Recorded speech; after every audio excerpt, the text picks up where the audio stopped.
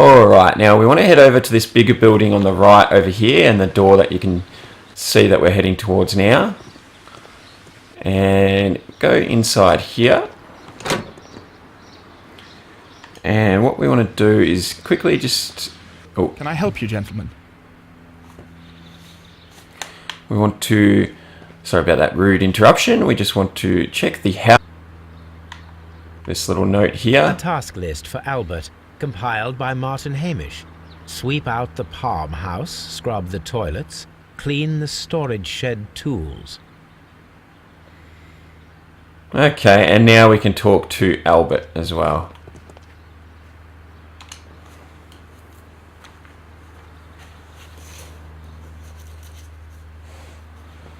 Alright, and same thing again, we're going to exhaust his dialogue. Who is Miss Margaret White? Ah, she is the young lady who studies with me. She visits here sometimes to help out with the greenhouses. In fact, she should be here today. She wanted to work at the seed house. That's the small greenhouse across from the large glass house. Do you work here? Yes, but part-time only, for I'm also studying botany at the University of London. You're following in your father's footsteps, then. That is commendable. Well, even if botany is not my strongest suit, there are people who say that I could be a good manager. We noticed that a part of the colonial collection has been cleared. Ah. At the moment, I'm just dealing with the storage room. I don't know much about the other rooms. I imagine that your relationship with your father may have been a strained one. Yes. I cannot say that he was a kind man, for he never listened to me at all. He forced me to work here. But now, after his death, I've been pondering it over. Perhaps he wasn't so wrong about me after all. I have to follow his path, and I have to manage Kew Gardens. And I can do it. I can be as good as... Would you please tell us about Martin Hamish, the Deputy Director? Well, I have to tell you that Mr. Hamish is not and has never been the Deputy Director of Kew Gardens. My father would not have tolerated it. Indeed? That is most interesting. He told us that he was. Yes, because he believes that the management should be passed down to him now that my father is dead. But in actual fact, Mr. Hamish only has the honour of being the garden's longest-serving employee. In fact, if we are to think logically at all, it should be me who takes over the management of Kew Gardens.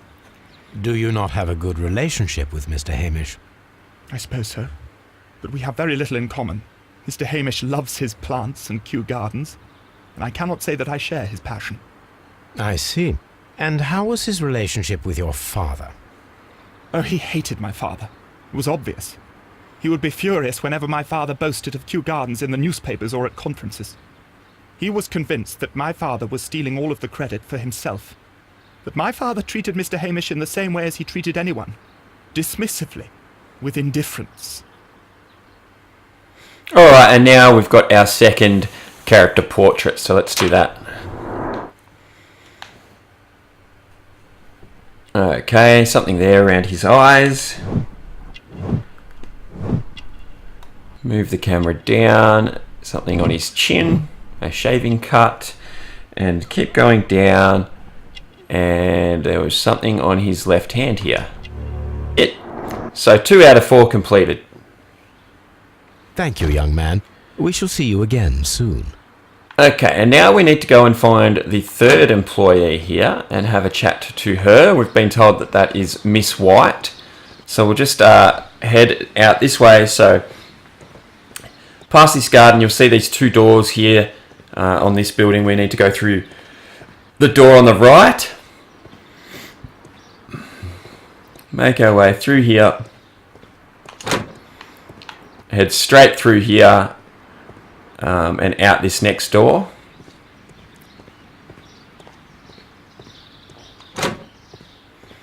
Little scene here. You can see her there. Look, Holmes, this charming lady must be Miss White. She's entering the seed house. Yeah, okay, so she's going in the back door to this little building here. So we'll meet her by going this way. So enter the seed house. Open. And we'll go have a chat to Miss White.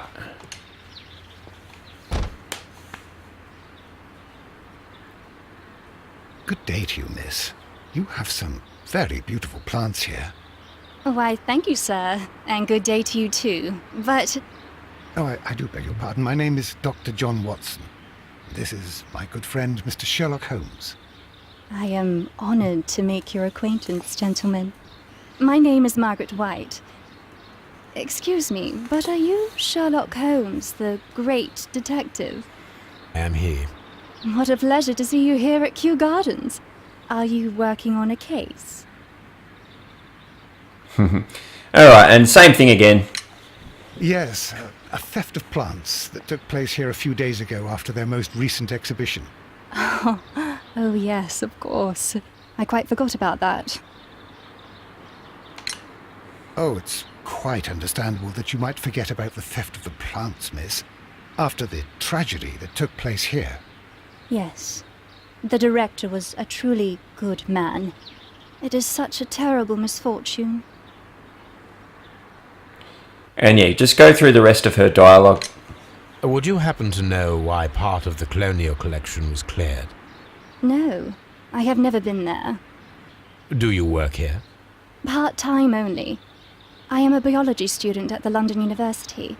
I attend the same classes as the son of Mr. Montague Dunn. That is how I found my chance to work here for part of my thesis, you see. It is a great honor. How well did you know Mr. Montague Dunn? He was a master, a great leader. I saw him almost as a spiritual father. He had an exceptional nature? Oh yes, indeed. He was always so active and so optimistic and very nice to me. Although he could behave harshly towards his son. Why so? He loved his son dearly and wanted the very best for him. It made him extremely demanding. Albert, who is naturally shy, suffered because of it. Most of the doors in Kew Gardens are locked. Do you have a key to this room? Oh, yes. Albert gave me a set of duplicate keys. He agreed I might carry out my studies without disturbing him. It is only temporary. Alright, and now it's time for our third character portrait, so we'll do that one. Okay, so something obviously right there on the neck. Expensive perfume. And then head down using RB, and you'll see a mark on her hand there. And should be something else on her fingers here. And that's it. Character portrait complete. That's 3 out of 4 done. We just have to find the fourth one a bit later on. None of the 3 people who work at Kew Gardens know why half of the colonial collection was cleared. So, someone is lying. It is obvious. Alright, now we can head over to this desk here. There's a book here we can pick up. A book about ships. Nothing at all to do with plants. Have a look at these gloves. These leather gloves are new and of good quality. They do not appear to have been used. And this book here as well. Materials for college study. They belong to Albert. This place serves as Albert's office. And just check out the window here. From here, we are unable to see the interior of the colonial collection room. Alright, and now we can go out the back door.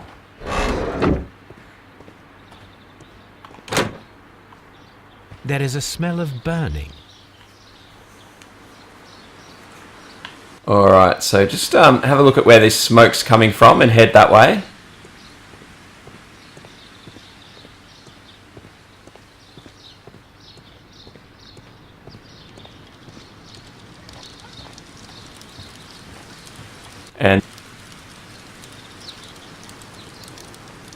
And push the RB button.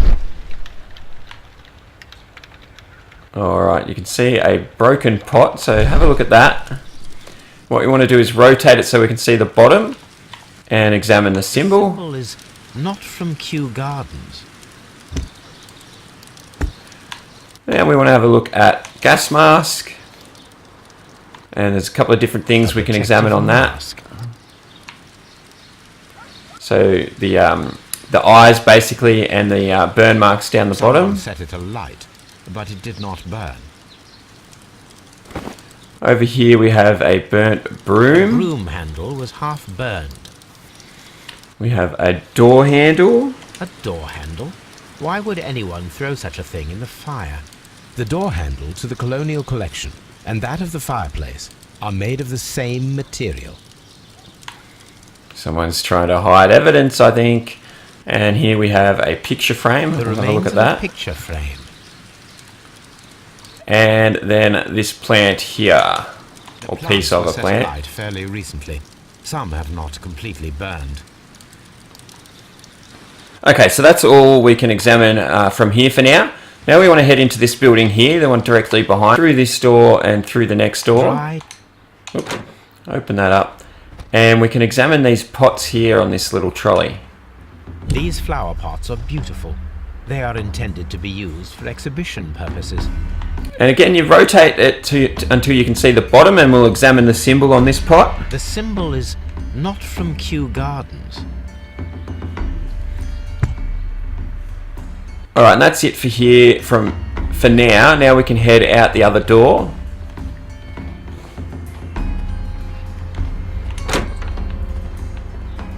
And head out this way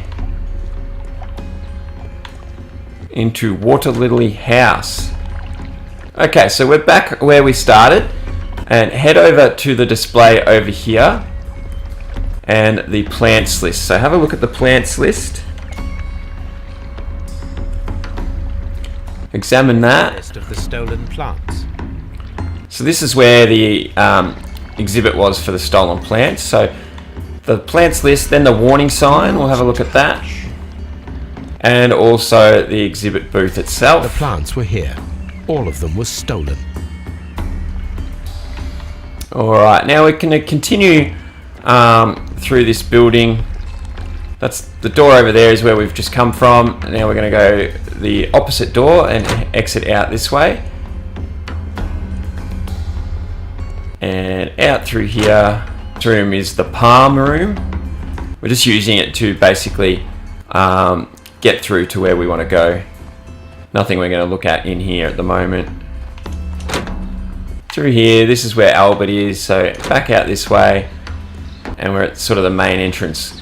And the next thing we want to do is we want to head over to this building where you can see the green door. That's the office building. And we want to attempt to get in. Locked. And obviously it doesn't work. So we're going to go speak to Hamish about hopefully getting in.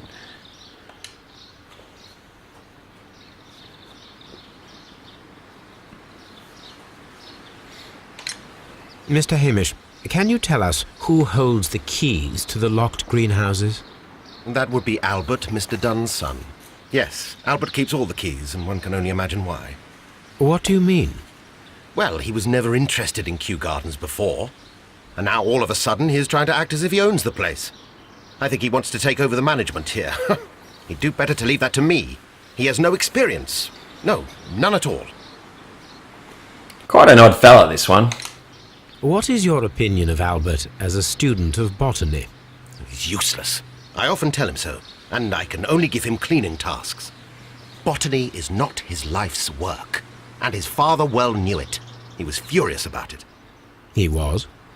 Oh yes, he forced his son to work here, and he never missed an opportunity to criticize him publicly.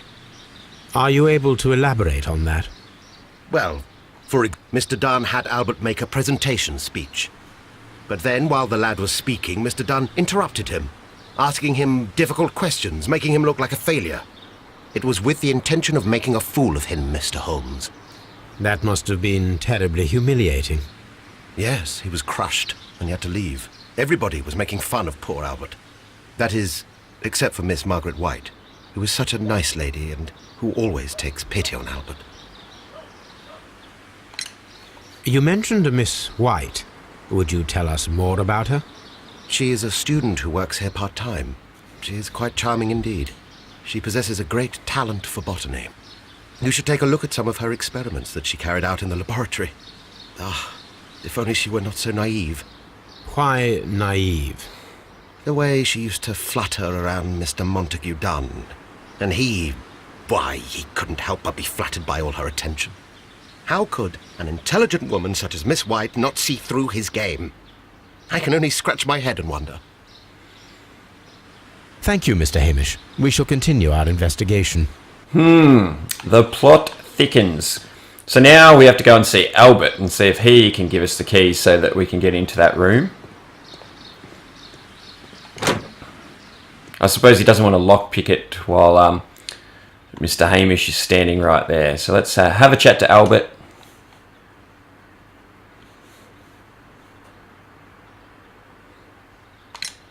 Do you hold the keys to all of these locked doors?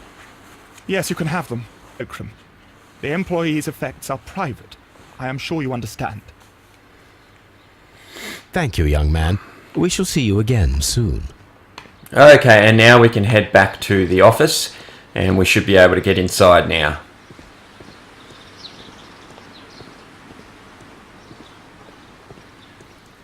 Unlock the door, open, and now we want to have a look at this little table here first, the champagne. Champagne.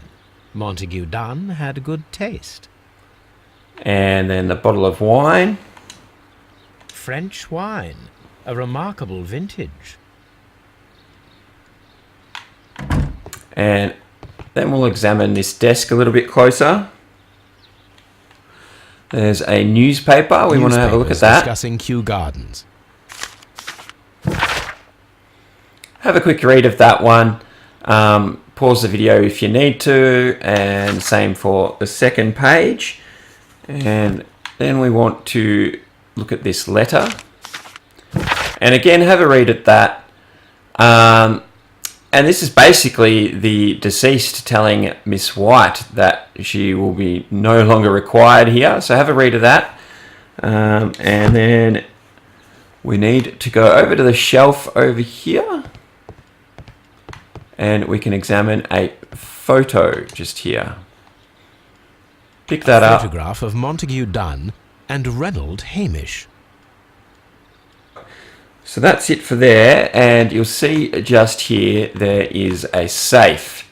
And oh boy, this took me, I do not know how, I don't even want to guess how long this took me to figure this out. I even broke and tried to look up a guide and I still couldn't find it at the time. And yeah, so I'm going to show you exactly how to open the safe. Okay, so what it sort of basically does is you use left or right trigger to move left or right, or rotate it left or right. And there's a fairly easy pattern once you know how to do it. And again, this is classed as a mini game, so if you're having trouble with it and you've already got the achievements for completing 45 mini games, then you can just skip it. Obviously, I'm going to show you how to do it in case you need it. So first thing you do is you need to just follow this pattern. You rotate it twice to the left, opens up the first two, and then we want to do the same on the right. So head back to the middle and then the next two on the right. Next thing we want to do is open the next three on the left. So go all the way back and then open three more on the left. And then we want to do the same on the right. So everything we do on the left, we go back and do the same on the right. So three there. And now that we've done that, we can go back and we want to open. It's very simple once you know it. It sounds so silly now. Open five this time on the left. So 1, 2, 3, 4, 5.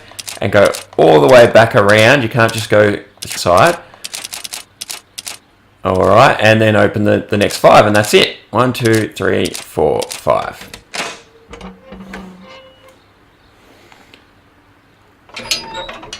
Alright, so yeah, you have no idea how hard that was. Okay, and in the safe, we should be able to find 3 letters. Okay.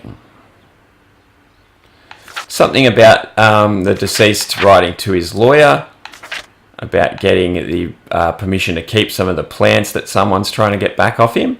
Sorry, I'll just start that again so you can pause the video if you need to. So there's page 1, page 2, and page 3. And their second letter on the second shelf. 2 pages for this one. So pause that if you need to. And there again. So this is a letter from the Divine Syndicate. And they are not happy about not getting their plants back. So that's what the first letter was referring to, I suppose. And now let's get the third letter. I suggest that we don't tell Miss Margaret White about this document. And this is a document listing some things that Margaret White owes money to Montague Dunn over. So owes money to the deceased. Alright, and that's it for the safe. And now we have another deduction. So we're going to do that now. Push Y. Alright, so the first clue I want to match up is White and Dunn. And then we can match that one with her expulsion. So that sort of tells us and links their relationship. And if we go down here, tells us that they had a disagreement. And it might point towards a bit of a motive there, or at least the game is wanting us to think that at this stage. Alright, so exit back out of here. We're going to go out of the office, turn to our left, and there should be another locked green door here. So we're going to go inside here and have a little snoop, I guess. Alright, head in. Okay, and once we are in here, what we want to do, turn to your left and look at the protective equipment here. You want to examine one of the masks. Masks are generally worn when dealing with toxic chemicals. Now, you can look at this protective cloth. Gloves, waterproof aprons, everything one might need for self-protection. Do they grow dangerous plants here? And then we want to look at this empty space as well. It appears as though the protective equipment is missing from here.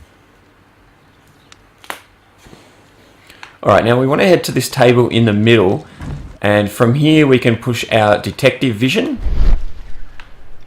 Sort of get a bit closer in here if you need to. And now we can examine the table. And you'll see this mark on the table, so examine that. There was a bottle here. It left behind a trace of the substance that pervaded the laboratory. Okay, bottle trace, and then we've got 2 drops here as well. Several drops of the substance were spilled. One on the table. Someone carried this bottle around. And one on the floor. Several drops of the substance were spilled. Someone carried this bottle around. Then we've got gold dust over here as well. Gold dust? Good heavens. What's it doing here? The gold is almost immune to chemical attacks, so it may be a valuable auxiliary for various experiments. But why would anyone perform such experiments in a botanical garden? The bottle is no longer to detect a faint scent. We need a good nose. Who do we know that has a good nose?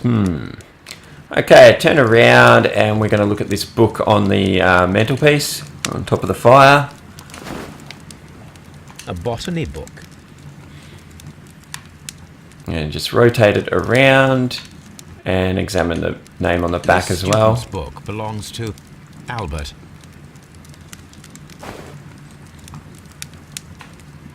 Alright, now we want to look in the cupboard here. I'm just trying to get the camera right. Open up the cupboard and look at these bottles on the top shelf. A sufficient quantity for some serious experiments.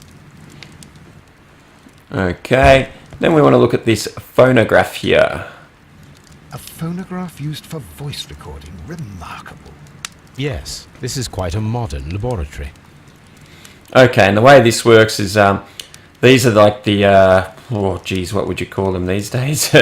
This is what the recordings are saved onto or recorded onto. I'm going to pick them up one at a time, put one in the phonograph like that, and then turn the handle to hear the recording. I'm going to do that for both of these.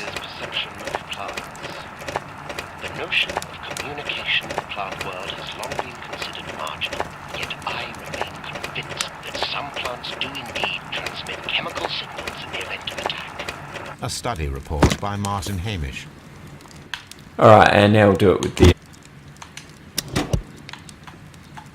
And it seems clear from these multiple experiments that plants do respond to their environment and have a form of consciousness. Margaret White, February 1895. Report number 245. Study report. Alright, and now we just want to have a look at this table. This is a table for experiments. It resembles my own. Only this one is kept in good order, Holmes. Okay, we're going to have to cut this video here.